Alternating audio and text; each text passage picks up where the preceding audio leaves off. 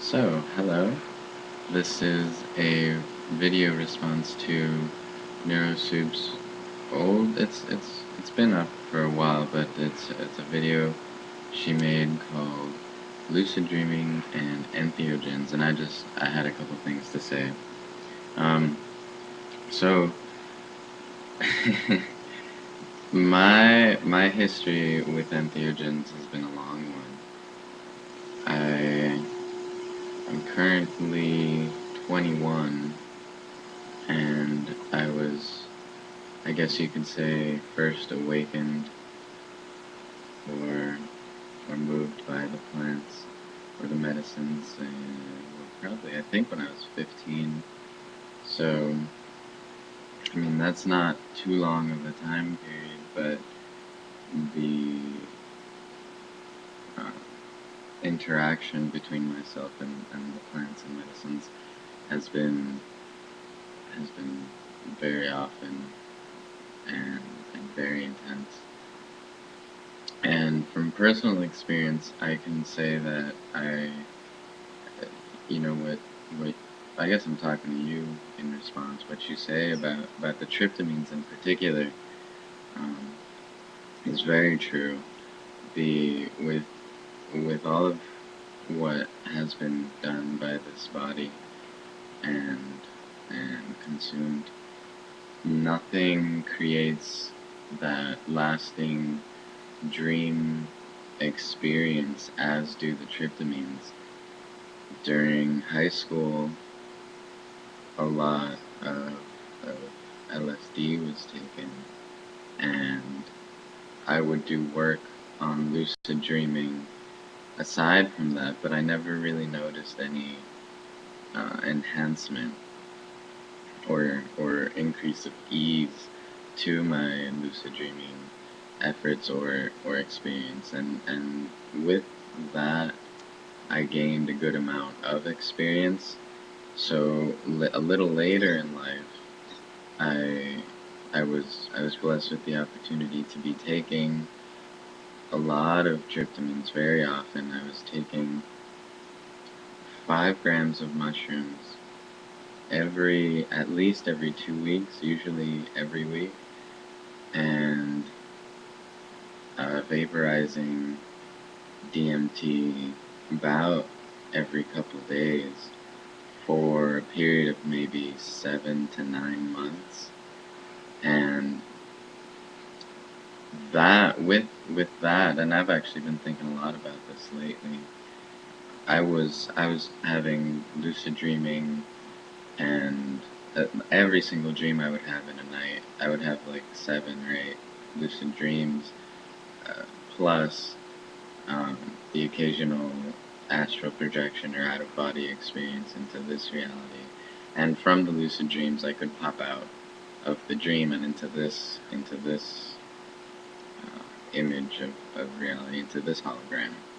And so I can definitely be a testimony to the power that tryptamine in particular, but all entheogens in general, have on allowing lucid dreams to occur within the mind-body compound. Um, I say all of them in general because I do think that merely by the continual consumption of any entheogen, you do begin to learn a type of awareness that is the awareness that is necessary to catch on to the fact that you're dreaming. But beside that, there's just something about the tryptamines. I think it really does have to do with the fact that when you dream, you do release DMT, that allows such powerful and consistent lucid dreaming experiences. That said, I'm gonna move into what I'm forgetting what the second thing was.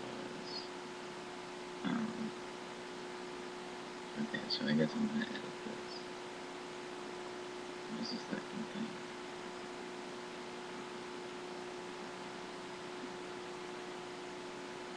Okay.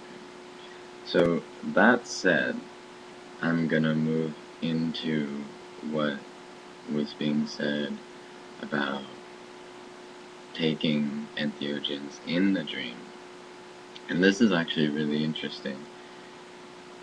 Ever, especially, actually, it never happened until I was taking very constant doses of, of mushrooms and DMT, um, that I would find, and I've always had dreams with sentient beings or beings of light or hyperdimensional or extraterrestrial beings coming or kind of um, like Zen Tao masters, in like China teaching me things and like all these beings or fairies or gnomes. I've always had dreams like that, but it wasn't until the tryptamine started entering this body on a consistent basis that the the physical representations of those tryptamines started appearing in my dreams. So, for example, the mushrooms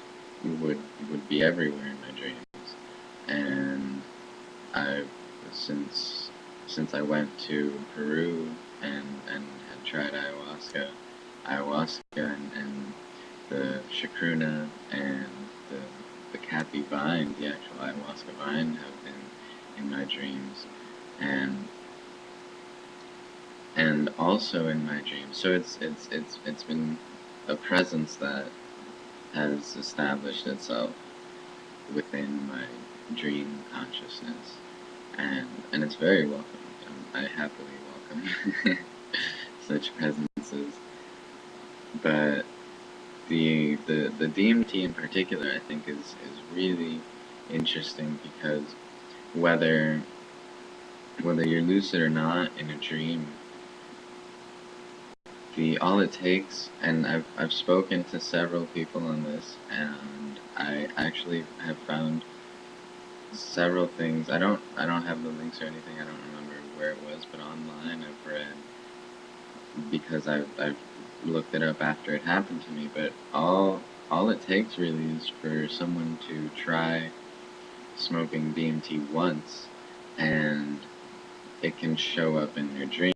And this happened to me. I wasn't even lucid, but I was in a dream, and all of a sudden I found this little bong in front of me that was filled with spice, and so I took a hit, and I immediately became lucid in like the first 30 seconds of that DMT rush, where everything just like where like that sort of dome is formed around you, and all the noises start, and you start getting pulled on that gigantic catapult kind of thing. I immediately became lucid at that point, and I was like, oh my gosh, this is happening. I just smoked that inside of a dream, and what ensued was indistinguishable from the experience in the waking state. It was incredible. Um, and after that, I was able to recreate the experience lucidly and had the experience non-lucidly several more times. So I definitely can say that it happens, and it can happen, and you can make it happen. And then on a last note, the natural ability, as well as the natural human tendency to alter consciousness, is a very real one, and we do have the ability to do so naturally without having to consume any substances or any plants. Although I definitely would say, at least myself, that the plants are placed in every geographical location where Aboriginal cultures have existed as what I think to be exopheromones grown there by the planet specifically to promote a consciousness of planetary awareness and of balance between the human species and their activities and the rest of nature. That said, we we have the ability to create deeply psychedelic and what is actually mystical states of consciousness all the time. We do create DMT within ourselves, with, constantly really small doses, or in trace doses even. And I mean that's what has been written about in all the mystical traditions since the beginning. There's I've briefly spoke about this on one of my earliest videos, but any practice that is used by Aboriginal cultures or any wisdom or mystical tradition to reach these, extremely high states of awareness is valid for use to induce such experiences within ourselves now, and even in this day and age. It's hard to achieve that sort of commitment. Um, it's in things like, these are things that are written in the Bible. Jesus fasted for 40 days and nights, and then had that, had incredible experiences. Fasting has been used throughout all cultures as a form of spiritual purification for the goal of having mystical experiences, or in Native American traditions, in the vision quest, you fast. You go into a cave or you go wandering in the desert, and you fast. Body modification and mutilation is another one, also used by, particularly what I've got in mind is the Lakota Sundance. They'll they'll pull themselves up with like hooks, or like they'll pierce themselves with, and they'll have like wooden cylinders put into them and tied to ropes onto the main center pole that they're dancing around, and they'll dance to and from it a couple times, and then they'll jump back as hard as they can, ripping the that piece of wood out of their skin, and then cutting the skin off and offering it to the Great Spirit, to Earth, and all. But so you've got fasting, body modification, mutilation, drumming, and dancing. That's a big one. There's tons of cultures all over the world. Every culture all over the world, Aboriginal, has used rhythm to induce trance states. I know of a particular tribe in Africa. I don't remember the name. I should get that up soon though. They'll drum and dance for, I think, like 72 hours straight, day and night, without stopping, without eating or drinking, until the dancers begin to fall to the ground. And what they say happens is that their body stays there, but their spirit leaves, and it climbs a rope of light, or a ladder of light, or a cylindrical ladder of light, referring now to DNA. And they'll go up into the sky, where they interact with their big brothers, with their star brothers, and they call them big brothers. And the big brothers teach them how to heal disease, how to live, what to eat, and so on. Again, pretty much indistinguishable to deep psychedelic experiences, at least for me. So, and there's countless ways of doing this. There's meditation, tantra, mantra, yantra.